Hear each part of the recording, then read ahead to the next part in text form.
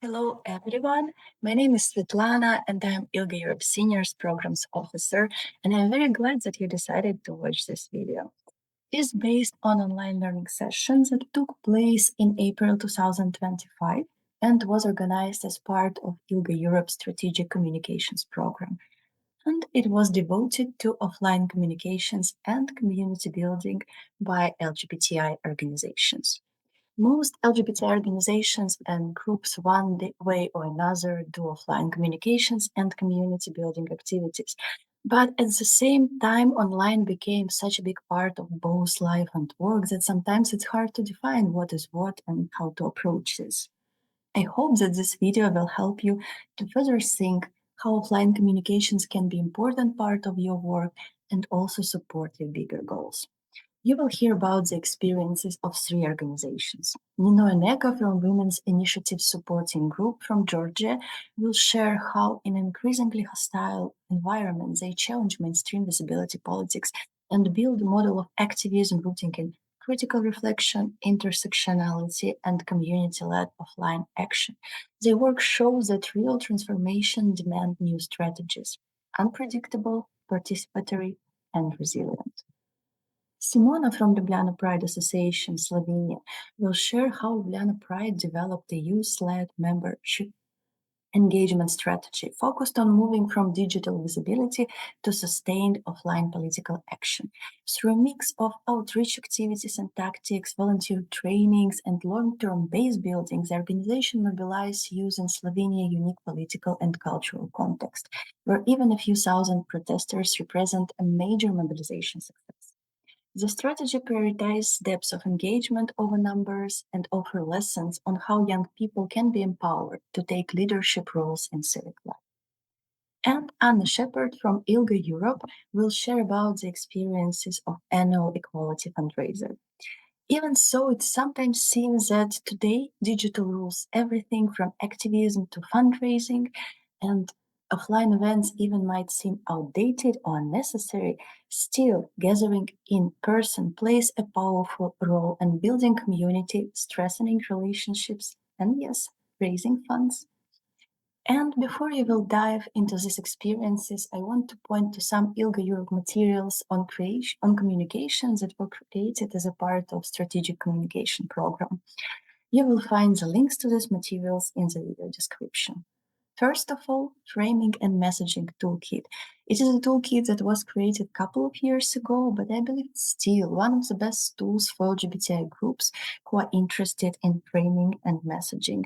Inside, you can find examples, templates, and suggestions where to start. Skills Boost Sessions is another one interesting resource. Basically, Skills Boost session is a recording of the session on communication that combines a bit of skills building, a lot of theory, and of course, experiences coming from the movement. And the third resource I would like to point to is the Resource Hub of ILGA-Europe that consists of very good collection of concise materials on different topics, not just communications, but also security, well-being, advocacy, and many more. And with saying that, I invite you to learn from Women's Initiative Supporting Group, Ljubljana Pride, and ILGA-Europe's experiences.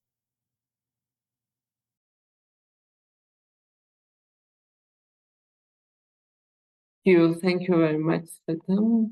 I will try to share the presentation. Hopefully.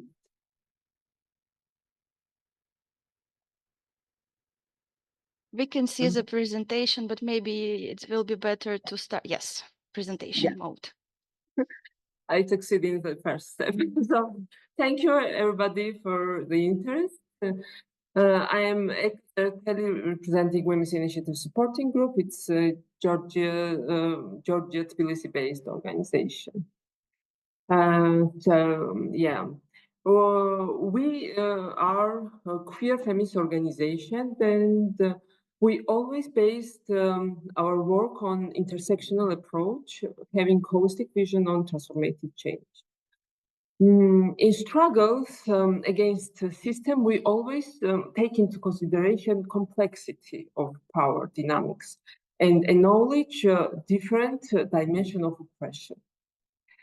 Back in 2002, we created the first website, Minority G, bringing information about SOGI and identity in Georgian online sphere because there was no any information about that. This was the first attempt of voicing existence of different identities in Georgian reality. I would say that message box based on identity politics is very important when community is not visible at all and does not exist in public sphere. And that point, now the social conflict also is not visible, although it existed. Yeah. I think that Georgia is a unique case in that regard because the conflict was initiated by politicians, media, church during 2007-2010. Was on first place before queer people appeared on the scene, and it was when anti-gay prides were held in Tbilisi and in Batumi. And our side of this conflict appeared only in 2012 during Idaho demonstration when we faced opposing clergies while we tried to demonstrate. And this conflict reached its culmination in 2013, Idaho demonstration, resulting in massive raid by 30,000 mobilized followers of church.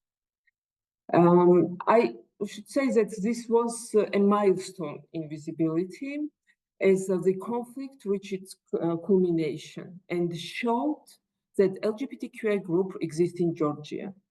And on the other hand, this event enhanced the process of constructing identity of homophobes also, which was effectively used afterwards by interested groups for increasing polarization. The attempt of peaceful demonstrations was fulfilled in 2017, though with very limited time and space, with high security measures, after which we realized that government did not have political will to act for sustainable changes, leading towards realization of rights in everyday life of each of us. Yeah. Also, there were several attempts to continue mainstream formats of visibility with Idaho and later with Pride marches till 2021. When the brutal violence was against journalists this time and resulted in tragic deaths of cameraman Lexo Lashkarava. Sorry to interrupt. Yes. Could you maybe put your presentation on a full display mode? You have display settings, so we will see it bigger and we won't see your notes and the next slide. I hoped that it was in that way because I saw it in. Okay, let's try. Let's try again. Yeah, sorry, I was trying to find a good moment to jump in. Okay. What in this time? Great, good. Thank you. Okay. Yeah, this is the first time I actually tried to speak with presentation because I had never chance to, yeah, in that format, mainly just speaking, not without presentation. Yeah, and mainly offline because, as you noted, we do a lot of offline communication. Yes. Okay. So we managed to do our peaceful demonstration in 2007. But then then this tragic event with brutal violence against journalists resulted with the death of Lexo Lashkara was some kind of eye-opening for us, and we realized that something we should change. And also during all this period, we always feel that we should voice that copy pasting best practices of West is in this context of in contexts countries like Georgia, or which means that mainstream visibility based on identity politics is very much, and this process is very much supported by Western stakeholders. This process is very well used by politicians and fuel polarization also. That is why also our another thought is that today, when a system has definite expectations regarding forms and demands from activism, it is very easy to suppress or tame the activism. And we should always keep it in mind and to try to be more unpredictable. Only in this way we can trick the system and make possible achieving changes. And I can bring two examples of that. In 2018, when government did not offer anything, expect well-practiced formats of limited locations and time surrounding us with cages, so-called cages, when we try to celebrate Idaho Day, we refused to participate in this demonstration, and instead we organized guerrilla actions in different locations with live streaming on Facebook, and with that oppose somehow this process. Another example I would like to share with you is searching different formats. We came up to idea of queer systems run. To perish public spaces and questioning competition, ableism, and connecting queer sisters, queer issues intersectionally with the different oppressions and struggles from different groups and layers. Yes, and I would say that throughout our work, we consistently promote a culture of critical reflection, encouraging assessment of both ongoing and planned activities, and this is very important part of the process for us. And this mindset has been especially important as many of our initiatives has changed existing norms. At the same time, this reflective approach has allowed us to remain intentional in our efforts, maintaining strong sense of agency, and evaluate outcome in relation to our ongoing goals and objectives. And in this context of instrumentalization and polarization, our strategy is building bridges and finding connections among different social groups. So I will go on. So bearing in mind that visibility is a tool for transformation, and recognizing that existed visibility politics is used for polarization, we refuse to contribute to this so-called taming activism by counterproductive forms, and which was fixed to dates and locations. Therefore, if we ask a question, what formats should be used, like online formats or offline formats, it's important always to think about what aim do we have when we plan an action. So both ways of communication, online and offline, they both have its aim and have its limitations. So online is more effective maybe in spreading information, but offline communication has more potential to lead to transformational effect. Transformation happens in if the audience is not a just passive receiver of the message, but can actively participate in the process. This is the idea of our communication concept, and you can see this, we called it like participation for change. So the second, also very important principle of offline communication is co-creation, which also gives ground for the transformational change. This combination of formats and forms, the choice is involved when and who do we involve as co-creators or participants may like in different times may be different.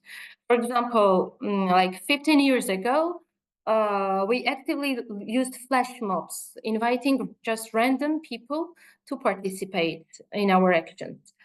And this format was at that time was new, and we found it new and interesting.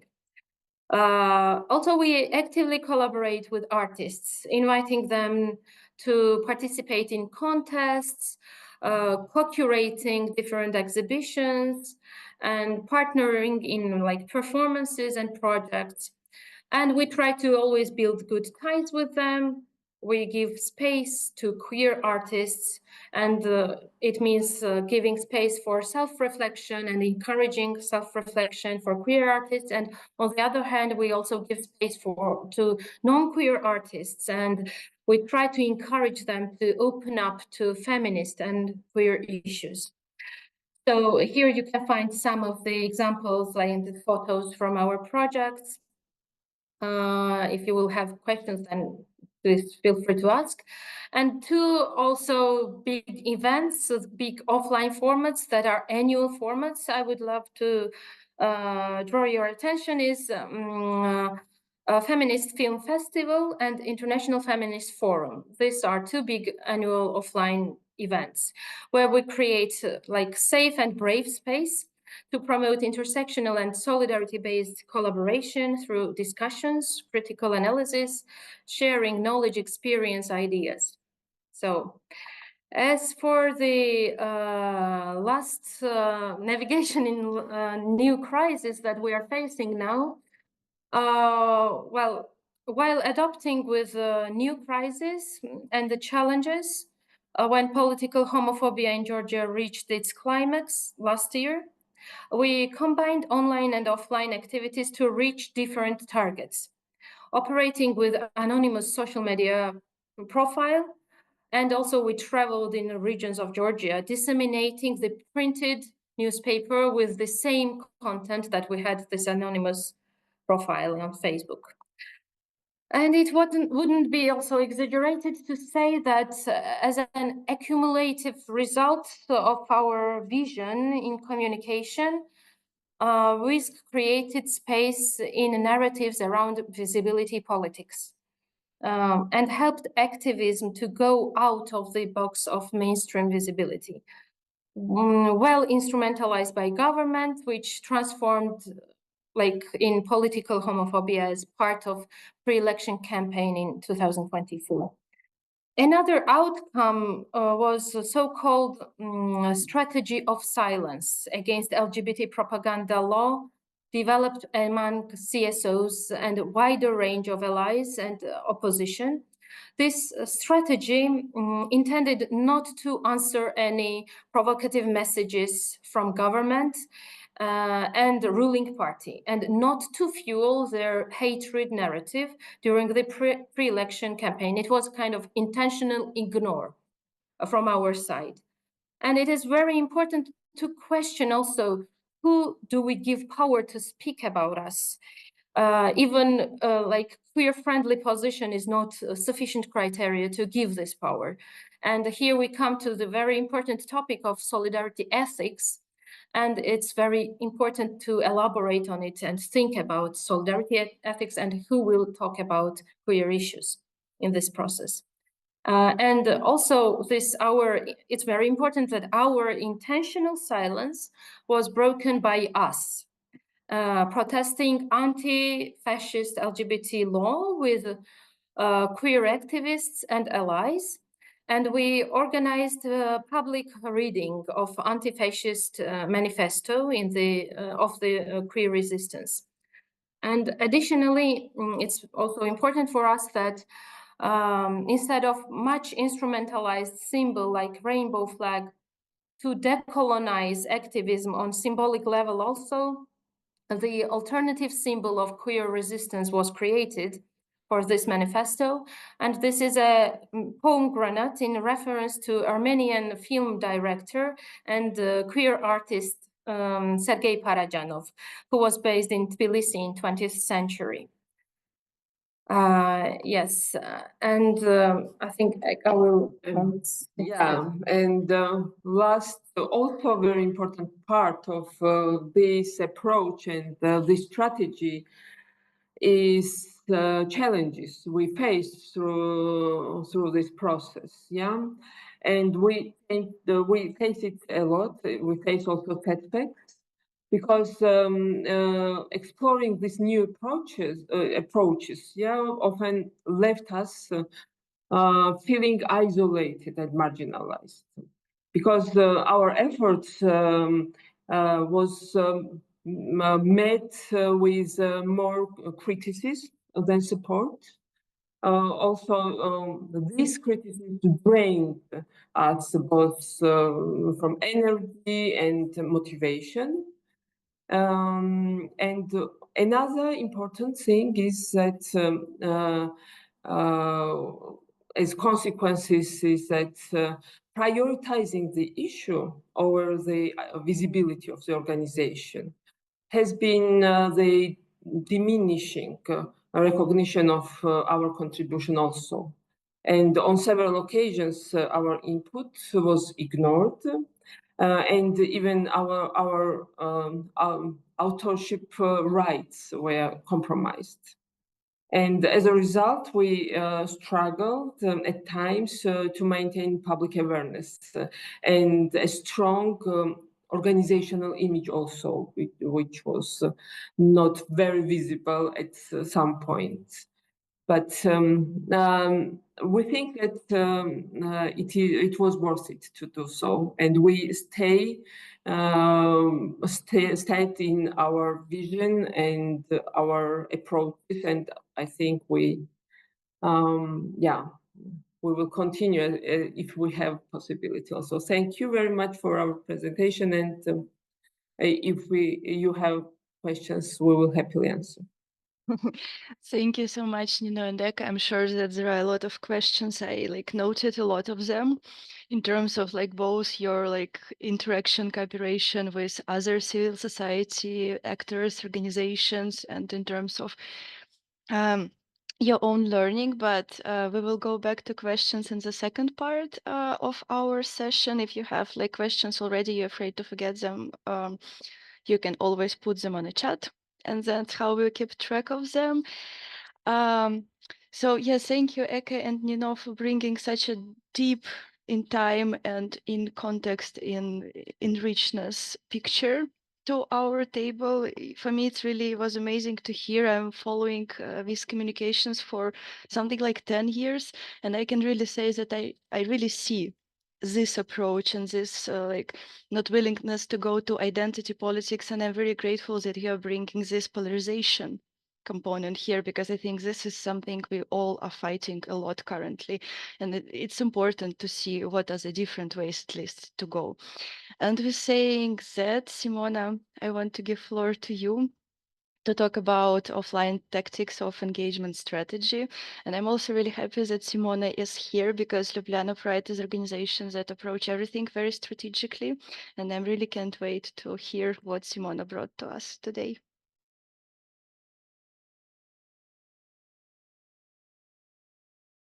Hi, everyone. So thank you for this kind invitation. I'm Simona from Ljubljana Pride Association, and hopefully you are able to see my screen now. Yeah, excellent. So yes, in Ljubljana Pride Association, and what I will present to you, it's a little bit different from what we've just heard from Eka and Nino, in a way that it's a little bit maybe even more utilitarian. It's like one small bit and piece of the story. So I'm very grateful for this kind of introduction, what we saw from the field being done in Georgia, because some of the things I can relate to, obviously, but then also the presentation that I prepared is a little bit more going into some specifics and details. Okay, so first, a few words about Ljubljana Pride Association for you that you might not know what we do or the context in Slovenia, just to understand a little bit our framework, because who we are as an organization impacts fundamentally how we do communications. So what is our communication strategy? And then out of that also, how do we, how have we developed and engaged in terms of member engagement also? What is this concept? What is all of this? So Ljubljana Pride Association, one of the specificities is that we are a membership-based youth-led association. So an association in Slovenia, it's a democratically organized organization with elected boards and presidents and all of these kind of democratic structures. And another specificity is that we are a youth-led association, which also there is a national legislation framework for that, which, for example, prescribes that we have to maintain a membership structure of 90% of all the members have to be below 29 years of age. And also all the governing structures, the elected ones have to be 70% below 29 years of age. So as one of the interesting consequences, I always share this, I am an elected president, which doesn't have voting rights in our own organization because I'm too old to have the right to vote. According to this structure. The other interesting situation is that, well, as our name already says, we are the main pride organizer in Slovenia. And what does this mean? Slovenia is not necessarily a country that protests and this kind of, demonstrations, masses of people on the street. This is not the cultural norm. Being a protest or activist organization in that sense means you're working on a margin. Just to give you some insights is Ljubljana Pride manages now, after more than 20 years of having every year a Pride, mobilize about 5,000 people to join the march. And to give you a comparison, 8th of March protests, which are, International Women's Day protests, they managed to mobilize about 500 in Ljubljana, in the capital. And some of the biggest protests our country has seen in the last 20 years were organized either by the trade unions or the student organizations movement, or, for example, kind of civil society, huge coalitions during COVID times. And we never seen really in the past 20 years protests with more than like pretty much 30,000 people. So in that context, the Pride is significant for our context, right? So the fact that we already have a certain mobilization capacity for the march. The other thing is that Ljubljana Pride Association, we've managed in the last years to build, again, within this context, a strong social media presence and kind of like a base followers, right? About 7,000 people on Facebook, over 5,000 people on Instagram, and then TikTok, it really depends on what. But these were, until now, our main social media channels. And also then one of our core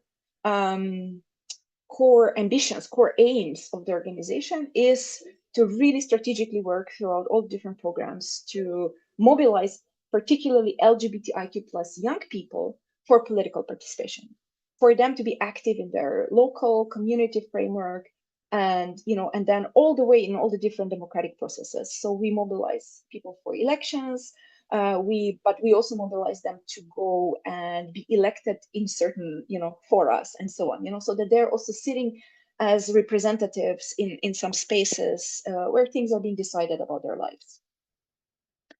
It also means that we are not a very mainstream organization. So that also means that our ambition in that regard is to really mobilize those that will be very active and to kind of like build up young people, LGBTIQ plus young people that will afterwards be able to and wanting to take on these kind of roles.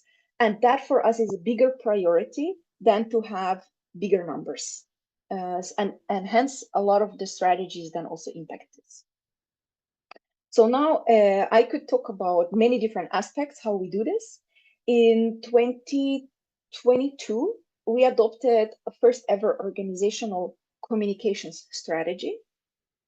And then after that, when we had a framework around how do we do strategically our communications, we also started to more and more understand that we need something more, because a lot of our communication strategy was focused into either how do we use social media and how do we get our messages there across, or how do we like inform people through different channels like newsletters and things like this, and of course how do we work with the media.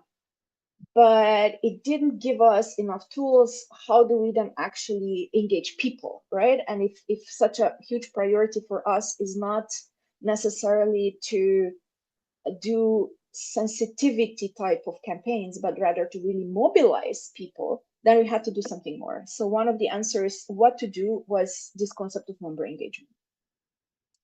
This concept comes, or the way we use it, it comes from international kind of platforms that do multi-issue online campaigning, right? So if you've ever heard of organizations like change.org, We Move Europe, these kind of like big international frameworks, All Out, for example, some of you may have worked with All Out.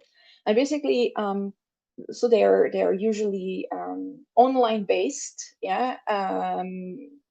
mobilizing kind of machineries that allow mass petitions to be organized, signed, and then I don't know, you have a petition within a campaign and you want to mobilize 1 million Europeans or let's say EU citizens for something, and then with that you try to pressure the European Commission, right? European Citizenship Initiative is one of the tools of the European Commission, for example, that also works in a similar way. So it comes from that world, right? So it comes from the world of online engagement and mobilization.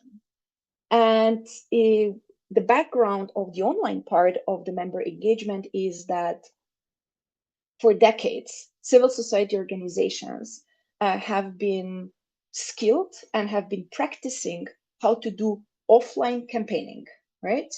A lot of organizations we will know, like Greenpeace, like Amnesty International, a lot of LGBTIQ plus organizations, throughout decades, they have become very good in experts in some topics, and then also doing some offline campaigning. However, in the last decades, there was a certain lack of mobilization potential. So there more and more huge masses needed to be mobilized in a way in order to make a difference. Because who's on the other side?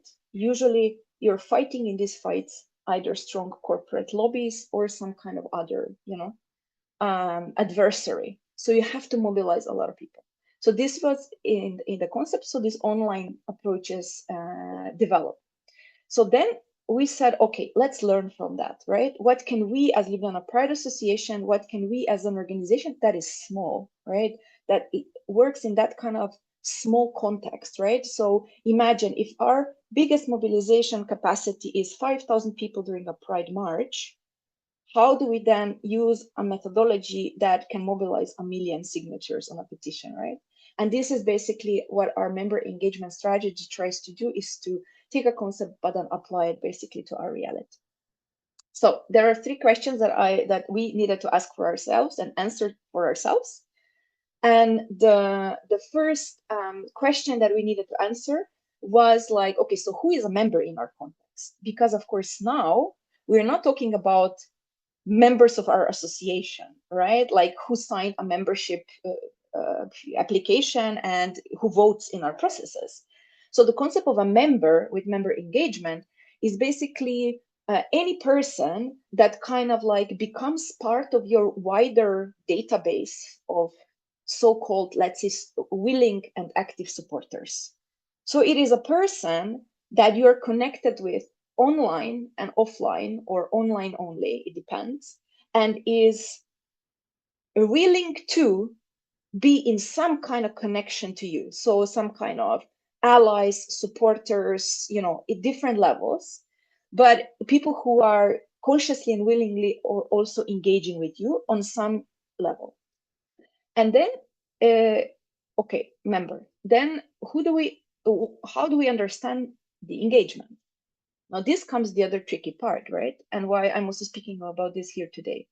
Because a lot of the concept that we took was really based on the online engagement, on the, kind of like people mobilizing to sign digitally a petition or to create a campaign and then share it on social media. So a lot of it, like 99% of everything was done through this. But we understand engagement differently, because for us, our final goal is to have a person actively politically getting involved and showing up for a protest, right? Or to an action, like we saw all these different tactics that Eka and Nino have been sharing before, all these actions, all these alternative ways how to try, and try out. So you need people to show up for that, right? So for us, this is engagement. So how do we get from having somebody signing up into a mailing list, for example, and that person who is, let's say, almost like a passive receiver of a weekly, monthly email, to that person becoming as engaged as getting themselves physically to a public space to showcase their support for something, protest for something, or engaged in something, right? So this was our task. So this is how we understand the engagement, this path, this process. And then of course the third thing we needed to answer to ourselves is, so which tools and tactics are we using, right? And all of our online part of the member engagement was very much based on what we do in terms of our communication strategy. What do we use, social media, newsletter, these kind of things. But then also we needed to obviously now develop offline tactics. We also needed to understand what for us then is this offline part of the engagement, and how do we build that, and what does that mean? So out of that, we developed our member engagement strategy. And of course, I would like to say, because we started to develop the strategy in 2023, we've kind of have the first draft or like the first version of us in 2024. That also means that we are kind of still in the process of understanding what works and what doesn't work, right? So it's also something that will be refined and revised and looked at throughout the different future years as well, right? So it's not a final product. But basically, our member engagement strategy then it has 4 chapters, basically 4 areas. One is, okay, identifying what is the scope. So who are the target groups we are trying to engage? What are the communication channels we use? And then we have identified basically 3 different areas of this engagement, the member engagement: the online member engagement, the physical engagement, and financial engagement. So I will not speak today about the online and the financial part so much, but I will focus on the physical part of the engagement. So what is then this that we did? And let me tell you something, it's not big science, right? It's just that we tried to frame a lot of the things that we wanted to do or were already doing in the past within a new umbrella and with a little bit of a different goal. So what we realize is that in order for this whole concept of member engagement to work, the fundamental premise is that you need a certain level of, like, a base, a big base of these members, of the contacts, right? And usually that means you need a huge mailing list. Now, let's imagine if our ambition was to collect 100,000 signatures on a petition, our base of members would need to be probably somewhere around 200,000 to 500,000 people who would have been signed up as our members in this concept. Because that logic functions in a way that if you have a big pool of people who are, following you, who are willing to support you, not necessarily all of them will agree on every single topic, right? So maybe you have 500,000 people on your list, but maybe only 100,000 will sign a singular petition. So again, in our context, if we, what we wanted to achieve, so our goals were very simple. Things like, okay, we would like to mobilize more people to come to our events. And when I say more, if on an average event that we would organize 5 to 12 people would show up, we wanted to have 30.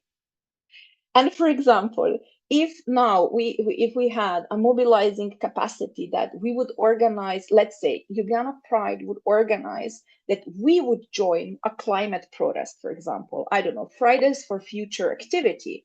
So let's say that we could mobilize maybe again 5 to 15 people to come, saying, like not sending people, 2-3 colleagues from the office who work and then this becomes their work task. No, but people outside of that, where we would make a social media post or call, look, let's do a solidarity action. We need to move into something like this. And then who would respond, because when are these protests? In Slovenia, very often these type of protests, like 5 o'clock in the afternoon, or something like this, or sometimes in the middle of the day because they have to have a press conference. So it's 11 in the morning. So no, you would have like 5 to 15 people show up in this context. So we said, okay, we want to have a mobilization effect that if we put out a call like this, 30 to 50 people would show up, right? So I'm also sharing this because our goals were also not to have 100,000 signatures. Our goals were according to our own reality and where we wanted to achieve this change, right? So they were more tangible for us, or let's say more realistic.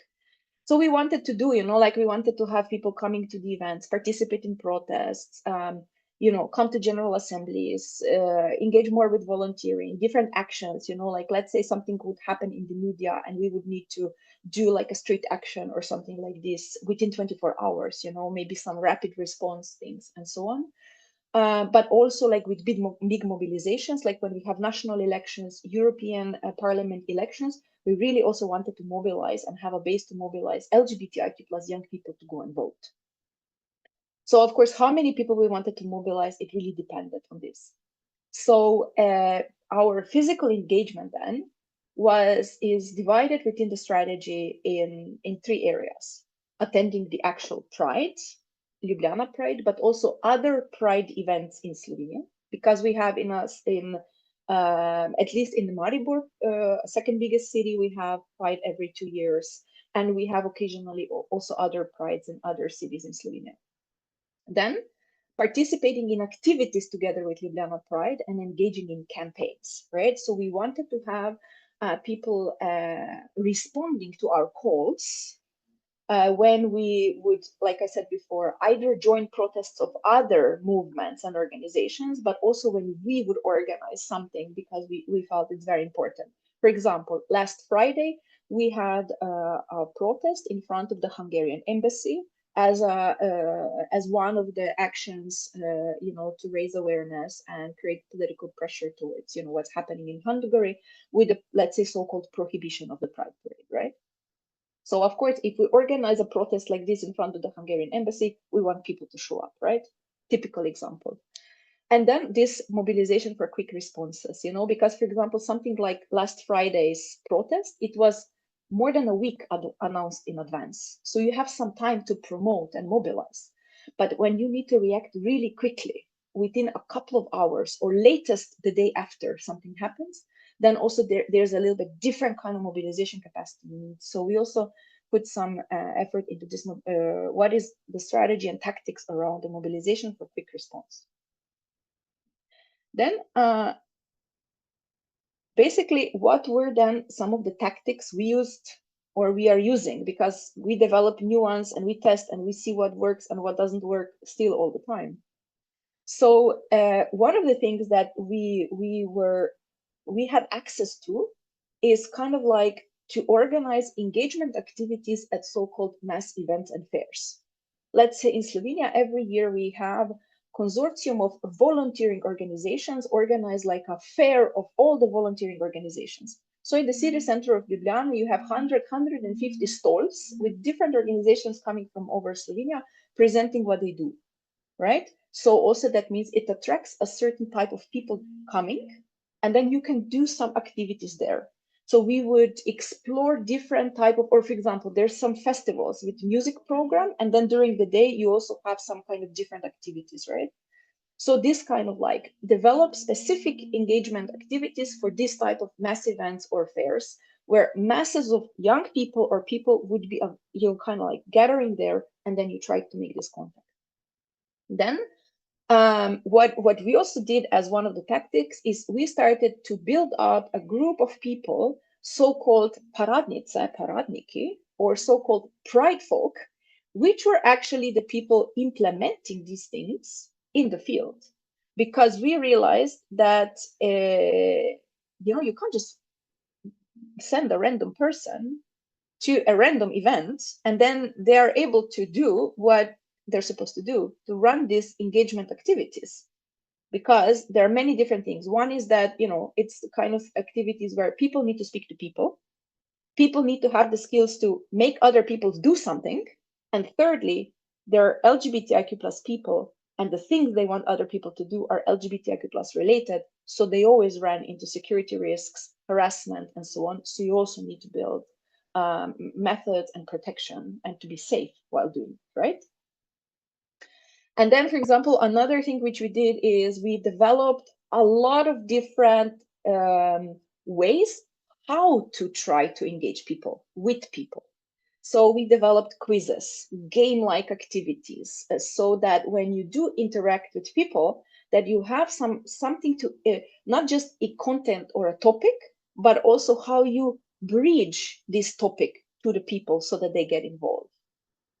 And then also we came up with a lot of ideas for different prizes. So like if people do something, then they get something in return, right?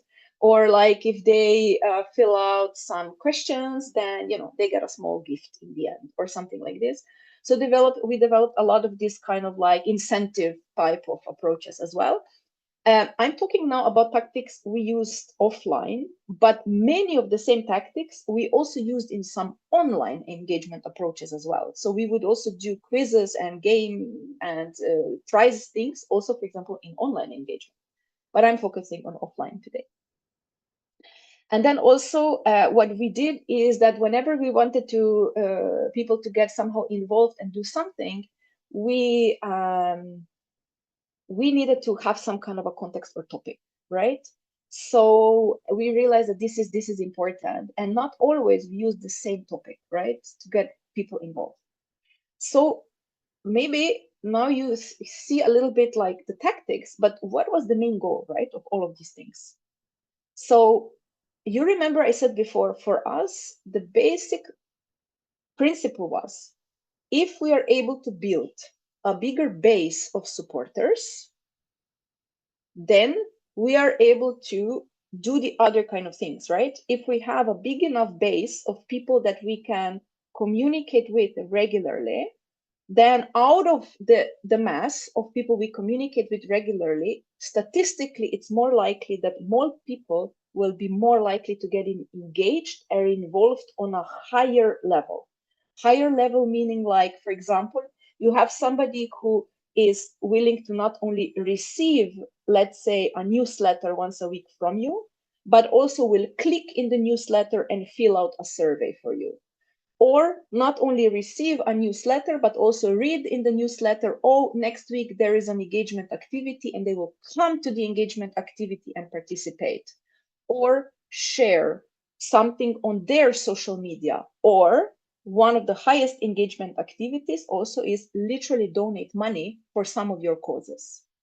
So the levels of engagement, how of a member, are measured according to how they're willing to get engaged. And the first level is always that they're willing to receive information from you, meaning that they say, yes, I want to be in your mailing list, and yes, I'm willing to have some kind of communication from the side of you as an organization, or whoever you are as an organizer. So the goal behind all of these things was always to grow our list. So we started this with our list being several hundred people. By now we have about 3,400, right? So less than 1,000. So we are literally talking about few hundred to 3,400 within a scope of 2 years. Not all of these 3,400 contacts are through offline engagement tactics. But the logic was that those people who come into this list and into this process through offline engagement tactics, they're going to be the ones that are going to stay with us and also stay later more engaged, or they will not drop out. So that was the logic, right? So what did we learn? Final aspect. So what we learned in this process until now is that the approach to have this type of volunteers or young people also to get engaged as these, pride folks, to do all these tactics and all these activities in the field can be super, super efficient. However, they need to be trained. If you don't train them, they're not able to, and they might come up once. They might come once to try. They're going to have a bad experience because they're gonna feel like they're not able to do something meaningful, and they're not going to come again to continue being engaged like that. So you need to have a system of training. This was one of the things that it was very, very clear. The other thing which we learned is that whenever we had incentives for people to, let's say our team that tried to do this in the field, the moment they had little gifts to give or little tokens or something, people responded much better.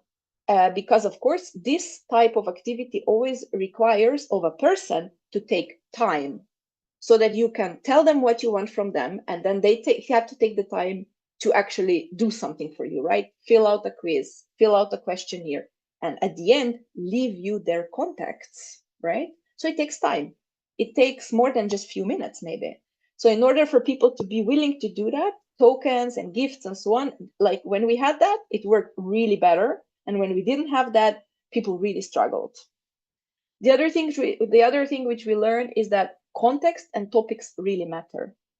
So we chose sometimes certain contexts to try to engage with people, and we were very unsuccessful, because we realized that if we go to, let's say, if we would have tried to do these activities during a protest, it didn't work, because there was no space and time to do it. And people were not willing to stop and do something with you when they were there for the protest and there was something movement or this or that. However, it worked very well if there were things like, pride villages or fairs or something where there was a mass people stationary for a longer period of time, where people who were there already kind of expected to be there for a longer period of time. And then it worked better.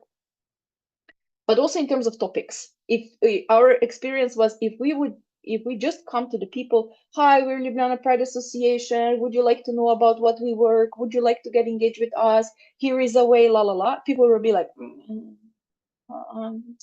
I'm busy, whatever. But if we had some kind of specific topics or something to catch them, then at the end, we were more successful for people to say, yeah, it's okay, you can send me emails. Yeah, it's okay, I would like to find out something more, right? Then also what we realized is that on one hand side, the more massive response or approach, kind of if we had this kind of shortcuts, if we had ways where we would be able to get a bigger amount of people quickly on board, that also meant that once they became contacts on our list, within the next weeks, they also dropped out, right? So let's say we would have had a shortcut. Oh, just fill this out and you're going to get a gift, without really engaging and interacting. What is it? Why is it? And taking the time. Then people would just sign up because they wanted the gift. But then afterwards, we could see same people dropping out very quickly because, okay, I sign up for a mailing list and then tomorrow I, unsubscribe. So the more quality we put into it, the more quality we got out of it. So that was another lesson. So if you invest, you get results. This was really like, whenever we invested our time, our resources, our energy, our creativity, our investment into speaking with the people, then there were results. When we didn't have the time to do it properly, then also the results were, it didn't really work well. And it was more effort than, output. And then also super important thing is that the other thing is that if you don't have somebody to coordinate this will not just happen. So if you don't have a person that really is like, or a team of people that are really developing this concept and are understanding it and are kind of like managing it, then it doesn't just happen, right? It seems so simple and it seems so business as usual, but in practice it shows to us it's not. And the moment we didn't have a person specifically there or specifically focused on this, with people specifically kind of like knowing that this is their role and task and how to do it, this doesn't happen. And that was maybe the last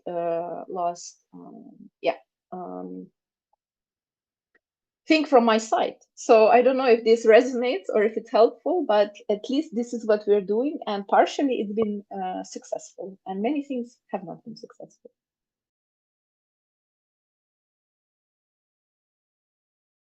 Thank you so much, Simona. That was again super rich, and I learned really a lot. Thank you for walking us through like really your basically membership engagement strategy and showing what is the part is offline communication.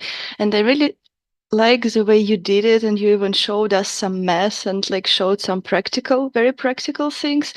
And I think that it's amazing that today we are having here two organizations who like approaching offline communications very differently, but at the same time, what I think both organizations are doing is asking questions. Okay, what is our goal, and what really offline communication what role it can play, and what results it will bring, and how it will work with our like values and principles of work. So thank you so much. That was really, really amazing to hear. And I think now we are opening our Q&A session. So Seka, are there some questions in the chat? And if you have question you want to ask Simona or Eka and Nino, you can just unmute yourself and ask away. There is actually one fun question for Simona. What kind of quizzes and game-like activities you're organizing? Okay, so we have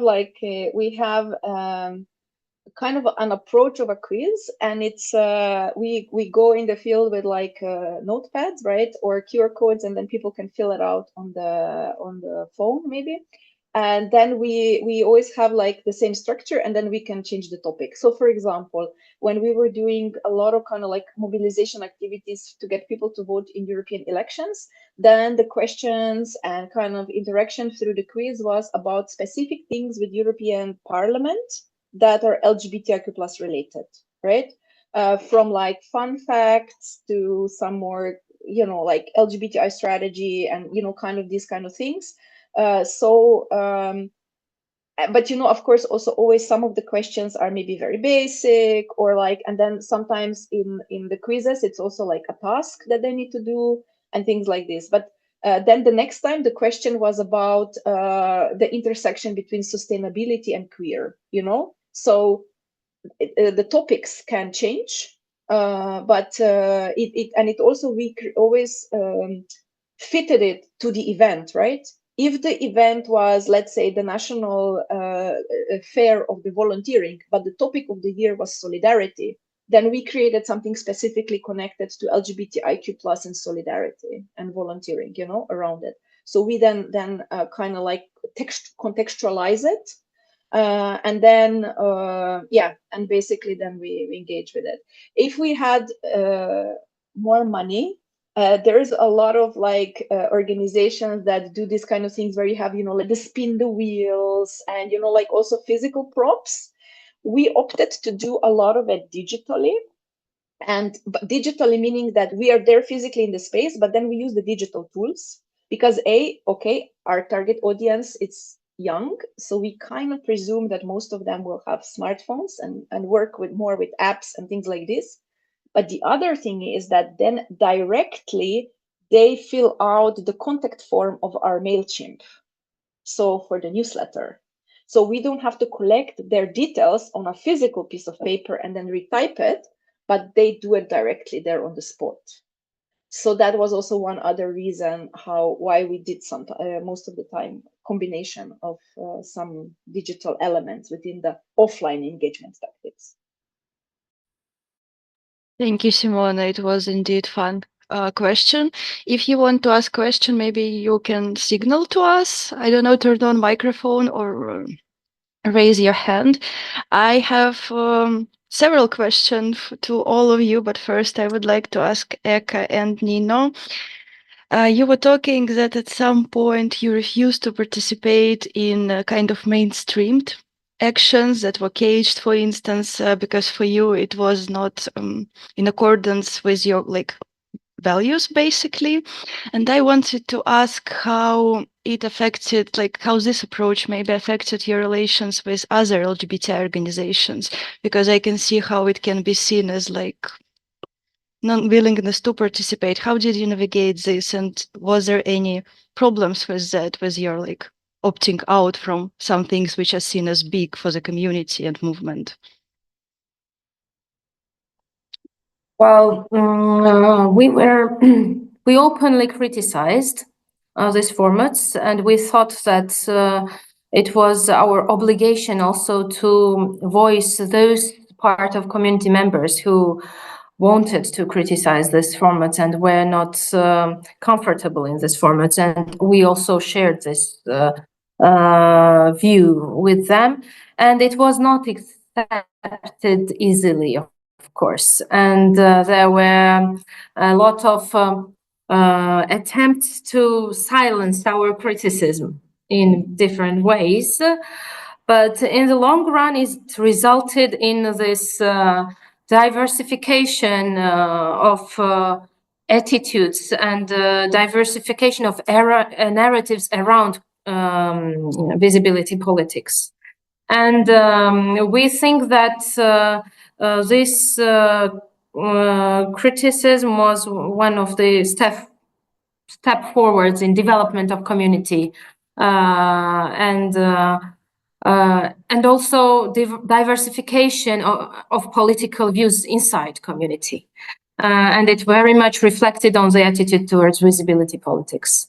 So again, now we can see that community is so big and diversified that we are not united only based on identity. We are also united based on our attitudes and political views. So this, I think, is the process of empowerment and result of empowerment and development. But it's also this process in itself also involves going out of the comfort zone, of course. Yes, this critique was not welcomed at the first stage, but at the same time, we felt that so many activists were so thankful for taking courage of voicing it. So yes, unfortunately, this man needed courage inside. Thank you, Nino. For me, it means that, yeah, basically you found your community, you found your target audiences, and you was gathering very like people with specific views around it, and it was part of your strategy. Thank you. I can see, Seka, your hand is raised open. Yes, there is another question for Eka and Nino in the chat.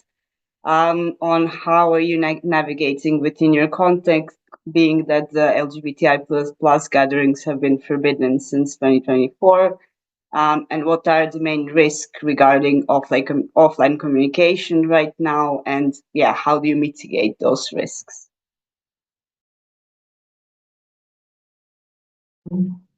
Yeah, it's not the question, I would say, because not only LGBT propaganda law, we call in that way, is affected us, but also there are cascade of repressive laws which was adopted during like very short period of time, not only in 2024, but also this year. Each day we could see how they try to conquer all power and put authoritarian regime in practice very fast. So it means very risky atmosphere, not only for LGBTQI organizations, but wider civil society. And you can't find safe space now in Georgia, though I think resistance is very important in this struggle to the aim of ruling party is suppress activists, suppress work of civil society organizations. So we decided not to comfort them with that and continue our offline activities. So we are chosen very carefully where we can go in offline formats. Learning in how environment is and that kind of things. And also we make assessment that we can't rely on state. We can't call police if intruders comes or something like that. And only who we can rely on is our community and ourselves, so to say. Yeah.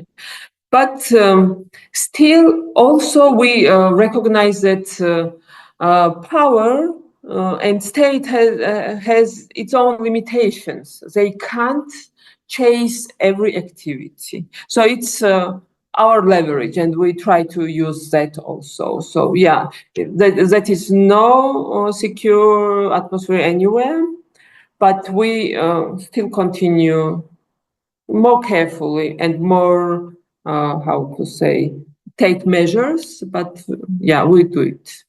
Mm-hmm.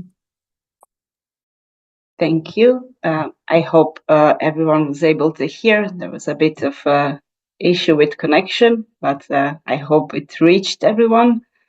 Question for Simona.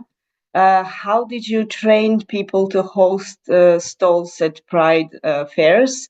What did they say? How did they approach to people to convince them to do the quizzes you organized? Mm-hmm. Thank you. So probably to do the member engagement at a Pride village is the easiest. For us, the more challenging was spaces that are not LGBT specific, for example, right? Even because then it even gets very different. But the thing that we are like quite good at is that we have years and years of experience of being in these kind of spaces as an organization where people from our team would go there and try to do some information based activities, right?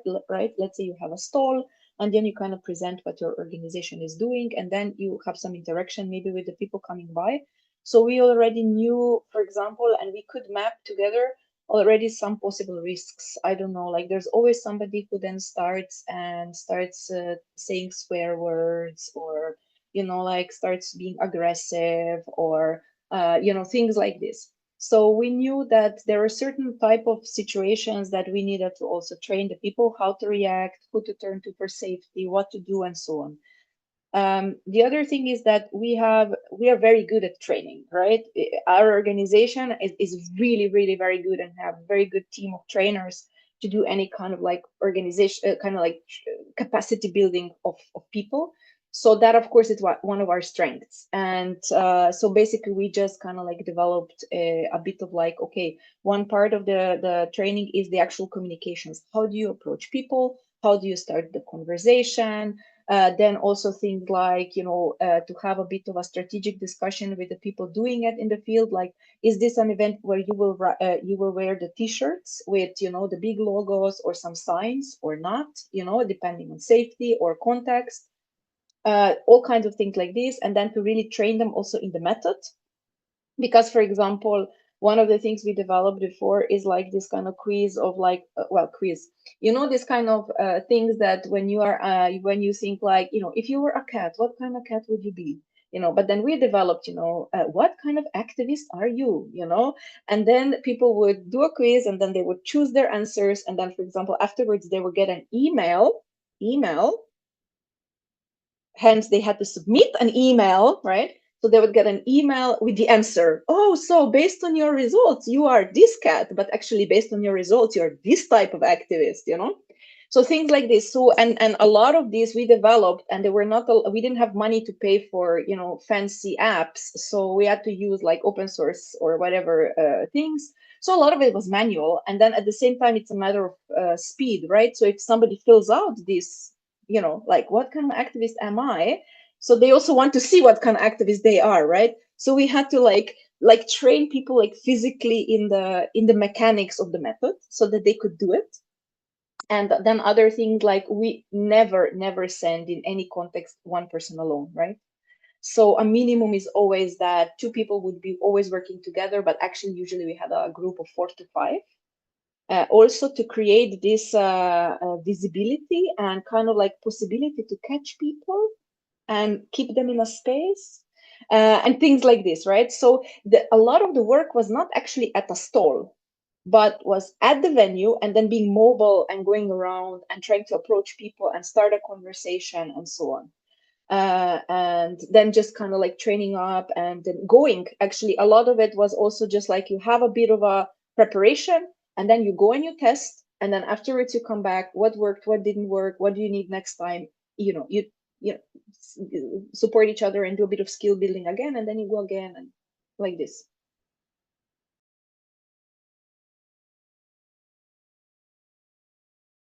My name is Anna Shepherd. I'm the Partnerships Manager in the ILGA-Europe staff team. And I'm going to share an example of a piece of offline communications work, offline community building, which is the ILGA-Europe annual equality fundraiser event. This is an event that ILGA-Europe has been organising annually in Brussels since 2015, so for 10 years now. And the aim of this event is to raise funds for our work, but also to raise and build the profile of the organisation and to build and nurture a community of supporters and a culture of individual giving. So firstly, just to start on what the event is, what it looks like. So basically it takes place in June. So it's a kind of summer cocktail party. There's relaxed mingling over cocktails. There are some speeches. There's entertainment, queer entertainment, and to end the evening, some dancing. And I'd like to talk through why this event is important to us and why an offline event like this matters and makes a difference. So the Equality Fundraiser is part of broader efforts, broader work to build a community of support for ILGA-Europe. It brings together some of our key allies, for example, policymakers and staffers from EU institutions here in Brussels, private sector supporters, law firms, civil society organizations working on different topics. These are just some of the examples of people who attend the event every year. And the reason why an offline event like this is important is that it shows concretely how connected we are as an organization. It makes it attractive to be part of this crowd. And it builds our brand and image.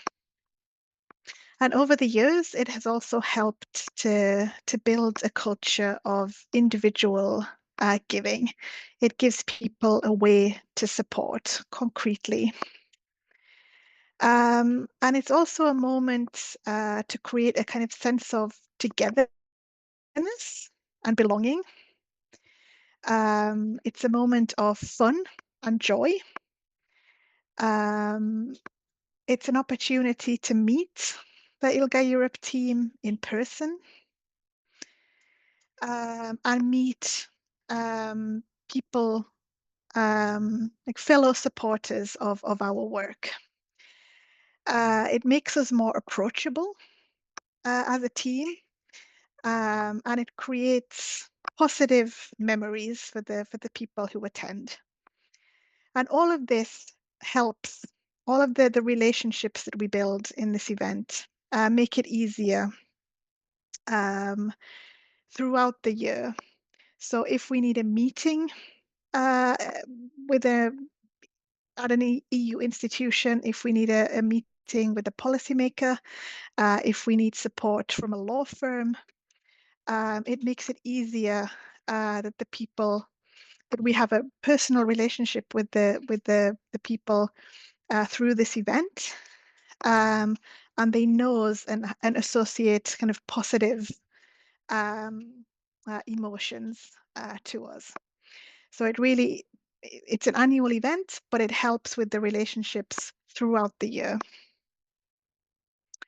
It also offers an opportunity for people who are otherwise not involved to support.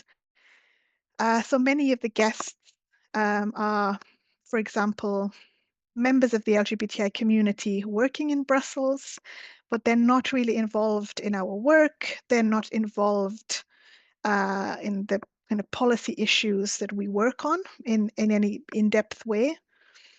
But they really like the event. They have fun. They come every year, spend their money on cocktails, and support our work in this way. So it's a great way to provide this kind of space for people to support outside of the kind of usual ways that we work with allies. And also it's a great opportunity to attach sponsorship. So we have companies that sponsor the event. They pay money to have some visibility and presence. And having an event that's a kind of physical space, an offline event, where really kind of key allies, key supporters of LGBTI equality come together.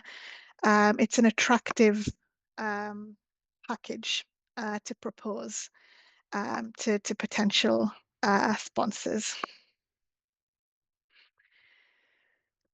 And in terms of communication, what and how we communicate at the event. One of the main messages is that as a guest of this event, you are important and play an important role. Being an in-person event, speaking to people directly, it's easier to communicate through emotion, telling emotional stories about the impact of our work and making direct asks and appeals for money. This happens through speeches at the event, through messaging on social media, and having concrete physical elements at the event, like donation boxes that make it very clear and communicate the message that this is about supporting and fundraising. Another aspect of having a kind of annually repeating offline moment like the fundraiser is that it creates flexibility. So the event repeats from one year to another, but you can always attach a different message and a different tone to it. So for example, last year in 2024, we really emphasized the joy and party elements of the event. It was a very busy spring for people in Brussels because it was the EU elections year. So we really framed this event as a moment to have fun after this very intense spring and come together to network. Whereas this year, in 2025, the focus will really be on the urgency of this moment, urgency in terms of funding and calling on individual solidarity. So here you can see concretely how we've used the same branding for the event. On the left, you can see the kind of more party and fun focus, and on the right, the tone being a bit more serious and a bit more communicating that this is about showing solidarity and support. So how do offline and online complement each other? So as I mentioned, the guests of this event are a community of supporters that can be mobilized throughout the year. So because they associate positive things to ILGA-Europe because of, they've had a good time at the event, they felt important. If throughout the year we need to mobilize audiences to sign a petition, to stay informed about developments, become a regular donor, and so on, the guests of the event form a very warm audience to make online asks throughout the year. So it really goes beyond the in-person gathering once a year. And we also use online comms that support the offline event and offline moment.